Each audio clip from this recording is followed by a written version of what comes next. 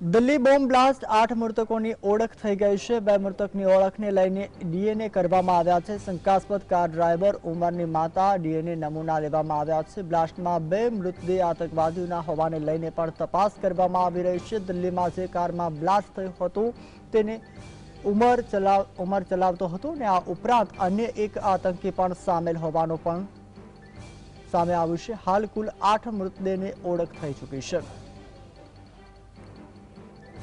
તો જે રીતે દિલ્હીમાં જે દુર્ઘટના ઘટી હતી તેની ઓળખ હવે કરવામાં આવી રહી છે, જેમાં 8 મૃતકોની ઓળખ થઈ હોવાના સમાચારો સામે આવ્યા છે। જે 2 મૃતકની ઓળખને લઈને પણ ડીએનએ કરવામાં આવ્યા છે। શંકાસ્પદ કાર ડ્રાઈવર ઉમરની માતાના ડીએનએનો નમૂનો પણ લેવામાં આવ્યો છે। બ્લાસ્ટમાં 2 મૃતદેહ આતંકવાદીઓના હોવાને લઈને પણ તપાસ કરવામાં આવી રહી છે।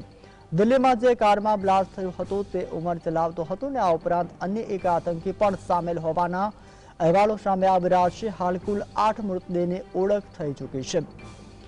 ટીવી સ્ક્રીન પર જે દ્રશ્યો જોઈ રહ્યા છો તો દિલ્હીના બ્લાસ્ટના સૂત્રધાર કહી શકાય ડોક્ટર મુજમિલ, ડોક્ટર આદિલ અને ડોક્ટર શાહીન અને તેના ડીએનએ રિપોર્ટ પણ કરવામાં આવી રહ્યા છે। તે પરિવારજનોના અને તેની ઓળખ પણ થઈ ચૂકી હોવાના અહેવાલો પણ પ્રાપ્ત થઈ રહ્યા છે।